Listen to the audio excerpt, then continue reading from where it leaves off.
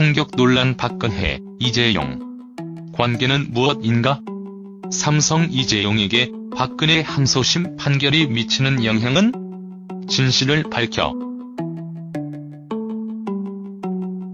이재용 부회장의 2심과 박근혜 전 대통령의 2심에서 주고받은 뇌물 액수가 각각 86억과 36억으로 격차가 커 논란이 되고 있다.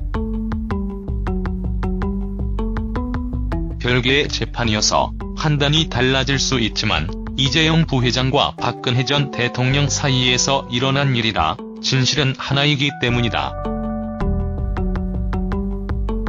최근 박근혜 전 대통령 2심에서는 1심에서 무죄로 선고됐던 동계 스포츠 영재센터에 삼성이 낸 16억 원 부분이 뇌물로 인정되면서 징역형과 벌금형이 늘어났다.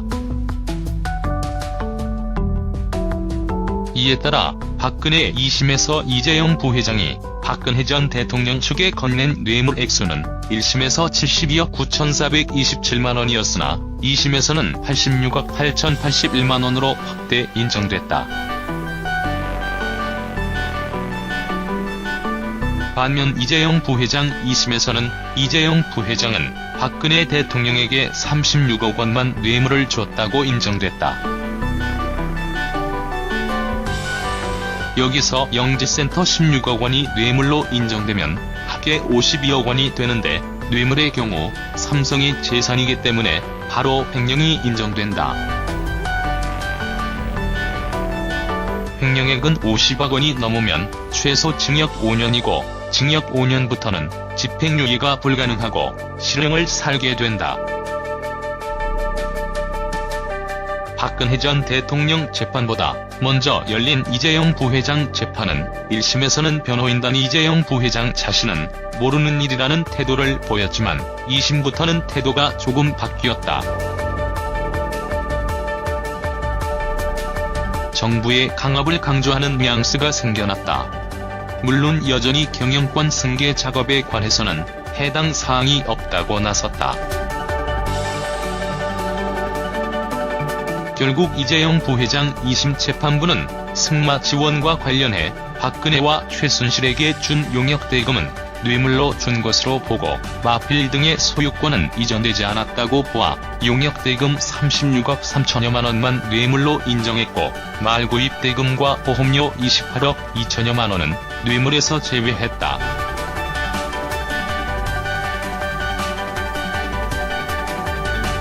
영재센터 지원금 16억 원에 대해서는 부정적 청탁이 없다고 보아 뇌물 공여죄가 성립되지 않는다고 보았다. 영재센터 지원금 부분은 박근혜 1심 재판에서도 같은 판단이었지만 박근혜 2심 재판에서는 판단이 바뀌어 뇌물죄가 인정됐다. 여기서 26억 원이 문제가 되는 것이다.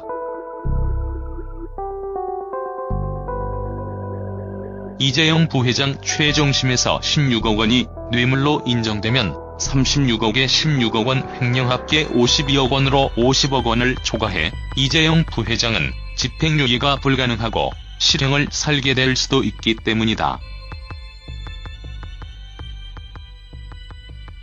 박근혜 전 대통령 2심에서는 이재용 삼성전자 부회장이 명시적으로 청탁했다고 인정할 만한 증거는 없다며 이 부회장과 박 전 대통령 사이 승계작업 등 묵시적 청탁만 성립한다고 보고 이 묵시적 청탁이 명시적 청탁과 같이 취급했다.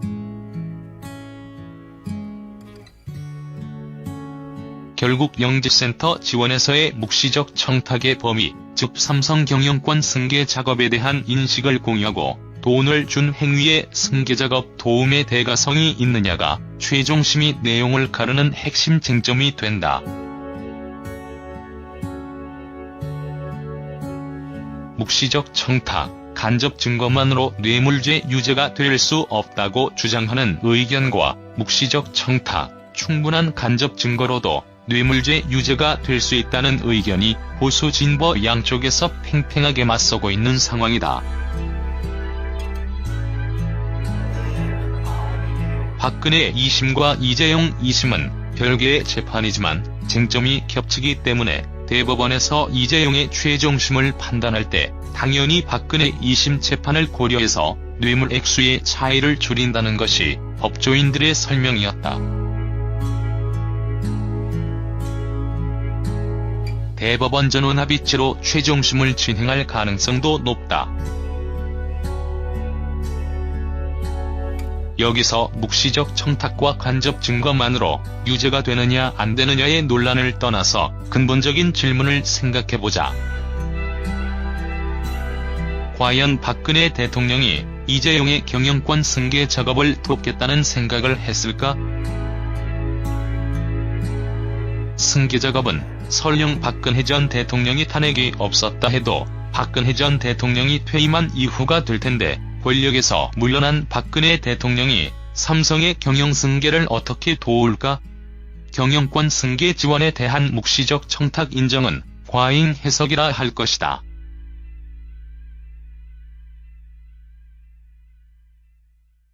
확실하지 않으면 피고인의 이익에 따라 재판해야 하는 법이다. 박근혜 항소심서, 삼성 뇌물 73억에서 87억, 이재용에도 치명타.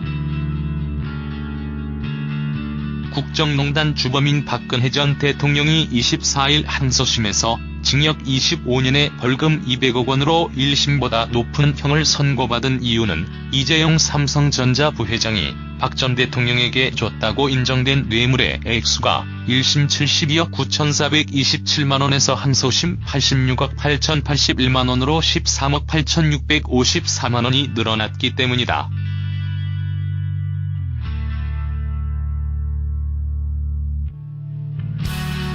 항소심 재판부는 이 부회장의 경영권 승계 작업이 존재했으며 이 부회장이 박 전 대통령에게 이에 대해 묵시적 청탁을 했다고 인정했다. 특히 2015년 7월 25일 독대와 삼성물산 제1모직 합병이 연관됐다고 본 게 1심 판결과 달랐던 핵심이었다.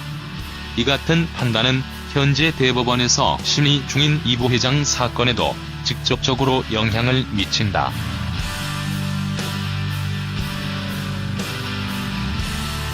이날 서울고법 형사4부의 박 전 대통령에 대한 판결 내용을 보면 재판부는 삼성그룹이 최순실 씨가 만든 한국동계 스포츠영재센터에 16억 2,800만원을 지원한 혐의를 유죄로 판단했다.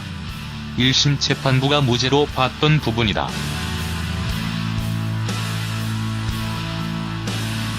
이 혐의는 제3자 뇌물죄가 적용된다. 제3자 뇌물죄는 공무원에게 부정한 청탁을 하며 제3자에게 대신 뇌물을 준 경우 처벌하는 조항이다. 즉, 이 부회장이 박 전 대통령에게 경영권 승계 작업에 관해 부정한 청탁을 하며 최 씨를 지원했다는 사실이 인정돼야 죄가 성립한다.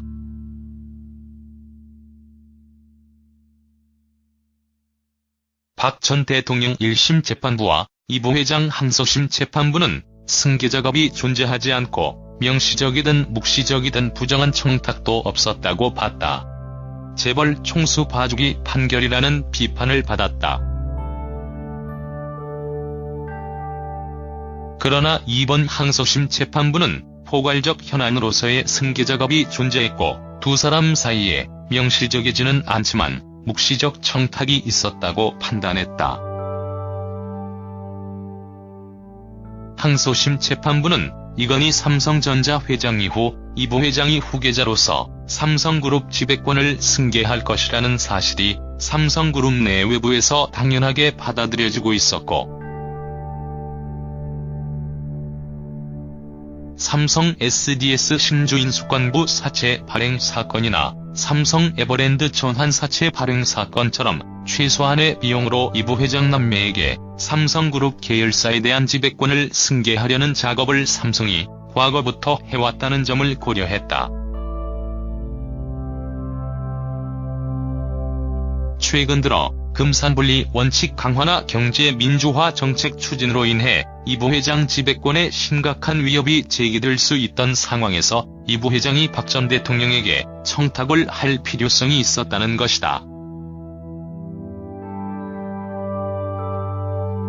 삼성물산, 제일모직 합병을 비롯해 삼성 SDS와 제일모직의 유가증권시장 상장, 엘리엇 등 외국 자본에 대한 경영권 방어 강화 추진, 삼성생명의 금융지주회사 전환 등은 승계작업의 일환으로 추진된 개별적 현안으로 인정됐다.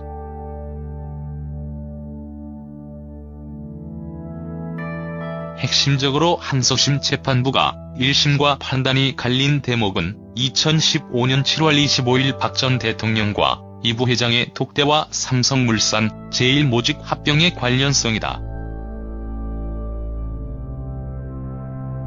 1심 재판부는 합병이 독대 전에 이미 이루어졌기 때문에 독대 때 청탁이 있었을 리가 없다고 판단했다. 합병이 결정된 삼성물산 임시주주 총회는 독대 전인 2015년 7월 17일 열렸다. 전반적인 상황을 검토하지 않고 단순히 합병과 독대 날짜의 선호만 따졌다.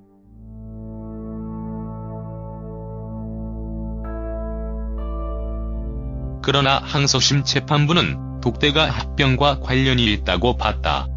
합병 성사 이후에 독대를 했더라도 박 전 대통령이 애초부터 합병에 우호적 입장을 갖고 있었고 실제로 삼성을 도왔으며 이 부회장은 박 전 대통령 도움이 계속 필요했기 때문에 독대 때 합병 등 승계작업에 대한 논의를 했을 것이라는 취지다.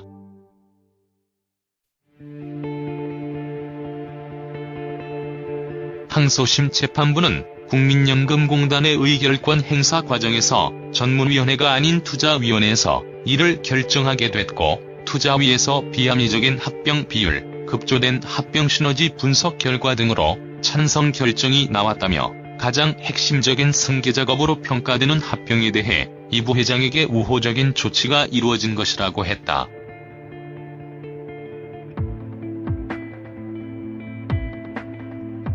재판부는 이어 박 전 대통령이 2015년 6월 말 최원영 고용복지수석에게 합병을 잘 챙겨보라고 구체적으로 지시했고 대통령 비서실이 적극적으로 국민연금공단의 의결권 행사 과정에 관여했다는 점 등을 보면 국민연금공단이 합병 찬성을 결정하는 과정에서 박 전 대통령의 지시나 승인이 있었다고 볼 수밖에 없다고 했다.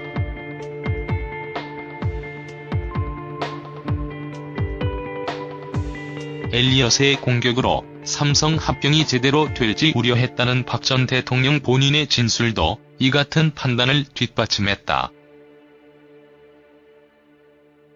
개별적 현안 중에서도 외국 자본에 대한 경영권 방어 강화, 투자 유치, 환경 규제 완화 등 바이오 사업 지원에 대해 도움 요청 등 2개는 부정한 청탁이 있었다고 인정됐다. 독대의 목적이 대기업 총수들의 애로사항 청취였고 당시 박 전 대통령이 이 부회장 승계작업이 삼성의 현안이라는 것을 인식하고 있었다는 점도 재판부는 묵시적 청탁을 인정하는 근거로 판단했다. 재판부는 이 부회장 승계 문제와 합병이 기재된 독대 말씀 자료를 박 전 대통령이 보고받았고 앞으로의 승계작업에도 박 전 대통령의 도움이 필요한 이 부회장은 독대 때 승계작업에 관해 이야기를 나눴다고 보는 게 자연스럽다고 했다. 삼성이 영재센터가 정상적인 공익단체가 아니라는 것을 알고 있었고 지원금 액수에 대한 검토도 없이 지급했다는 점까지 종합해보면 삼성의 영재센터 지원금은 뇌물로 볼 수 있다고 재판부는 밝혔다.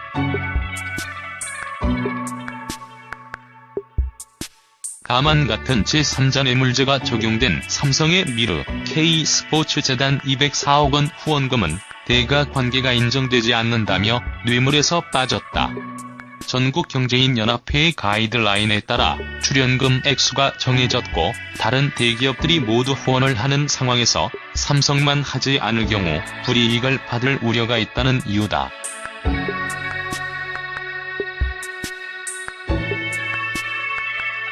이른바 안종범 업무수첩의 증거 능력에 관해서는 재판부는 박 전 대통령이 안 전 수석에게 여러 지시를 내렸다는 사실을 입증하는 증거로 업무수첩을 사용할 수 있다고 했다. 아예 사용할 수 없다는 이 부회장 항소심 판단과 배치된다.